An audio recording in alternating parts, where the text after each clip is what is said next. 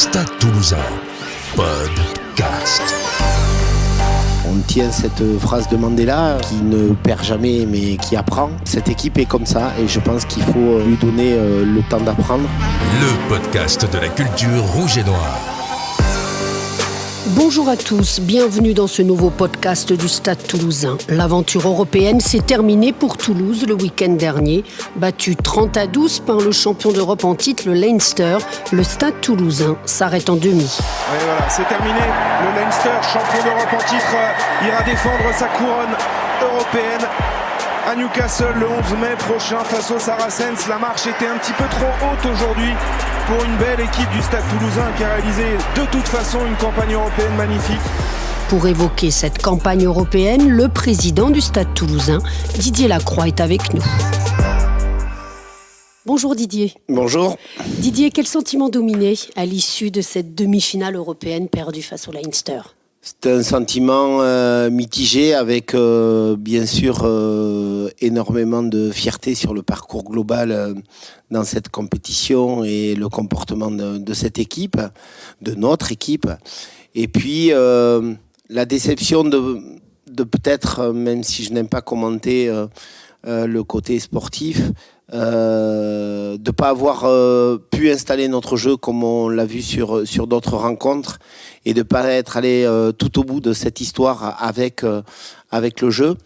Même si je pense qu'on a rencontré la plus grande équipe d'Europe ou une des plus grandes équipes d'Europe. On retrouvera Saracens, Leinster logiquement, j'allais dire, en finale. Et il faut se résoudre à ça en pensant bien sûr à l'avenir, en allant réfléchir sur comment on doit parfaire nos préparations de match phase finale et bosser, encore bosser. Il aurait fallu coller au score pour justement inquiéter ces Irlandais. Oui, je crois que c'est pour avoir revu déjà plusieurs fois le match, il est évident que l'ampleur du score ne permet pas de faire douter les Irlandais.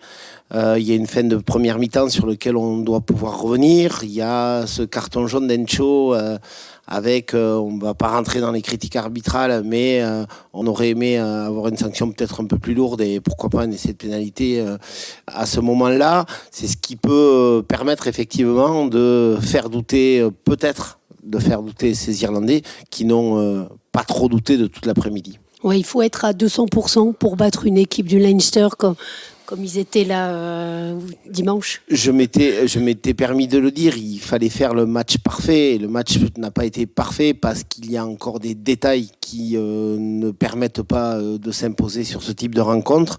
Néanmoins, il y a eu de très très belles choses parce que si tu joues pas à haut niveau contre Leinster, tu prends encore plus de points et encore plus d'écart. Je pense qu'on a réellement existé jusqu'aux 10 dernières minutes où là, fatalement, on a du mal à se voir dans la partie, certainement. Même si les remplaçants ont fait une énorme rentrée en amenant beaucoup de vivacité, je trouve. Comment étaient les joueurs à l'issue de la rencontre ? Il y avait beaucoup de déceptions ? Oui, parce que je pense qu'on a un groupe de compétiteurs et cette entrevue des matchs de très haut niveau avec le quart de finale et la demi-finale a mis en appétit ce groupe. Ils avaient certainement envie d'aller jusqu'en finale de Coupe d'Europe. Maintenant, il y a une autre compétition. C'est pas la fin de la saison et donc tout le monde a de suite switché sur le championnat. Et cette envie d'aller retrouver les phases finales. Et pour ça, il faut bien finir les matchs poule pour aller se préparer pour un barrage ou peut-être une demi-finale, puisque mathématiquement, nous ne sommes pas qualifiés en demi-finale, loin s'en faut. Quel bilan ferais-tu de cette campagne européenne ? Selon toi, elle va faire grandir ce groupe ? Oui, je pense sincèrement, elle a mis ce groupe en confiance. Elle a mis encore une fois ce groupe sur la capacité à gagner des matchs cruciaux. Elle a commencé à Basse avec un match très réussi même s'il se conclut sur un geste de compétiteur de Max Médard qui récupère un ballon dans un but. Mais pour pouvoir en être là, il fallait avoir existé, il fallait avoir fait le match que l'on a fait à Basse. On a même eu une autre occasion de tuer le match juste un petit peu plus tôt. Et puis tout s'est enchaîné comme ça, avec un point d'orgue peut-être, pour moi à mes yeux, c'est la victoire contre le Leinster ici. Ce qui montre qu'il faut tout pour battre cette équipe. Ce jour-là, on était chez nous, les tribunes étaient combles et on avait effectivement un bout de réussite en plus sur cette fin de match avec cette interception et un match très plein qui avait ravi tout le monde.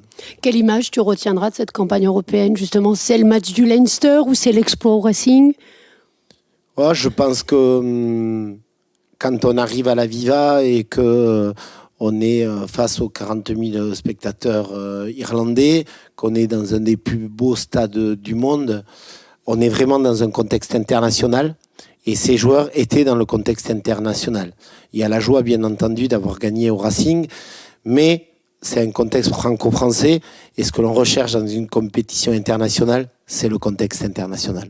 Il faut vite aujourd'hui rebasculer sur le top 14, comme tu disais, et ce déplacement à Castres. Bien sûr, bien sûr. Je me suis interdit de parler du match de Castres, donc ne m'amenez pas sur ce terrain-là. J'irai bien sûr samedi soutenir mon équipe, notre équipe, mais oui, bien sûr. Déjà, tu as senti les joueurs qui avaient, comme tu dis, la saison n'est pas terminée. Oui, il y a vraiment un appétit pour aller chercher une autre phase finale en championnat, avec certainement une équipe qui, encore une fois, apprend. On tient cette phrase de Mandela qui ne perd jamais mais qui apprend. Cette équipe est comme ça et je pense qu'il faut lui donner le temps d'apprendre, même si bien entendu on a beaucoup d'appétit pour aller de suite retrouver ces phases finales. Et c'est le cas dans quelques semaines si on réussit à bien finir nos matchs de poule. Merci beaucoup. Merci à vous. Merci à tous, à la semaine prochaine pour un nouvel épisode. Si vous aimez le podcast du Stade Toulousain, n'hésitez pas à vous abonner sur les différentes plateformes et à nous laisser vos commentaires.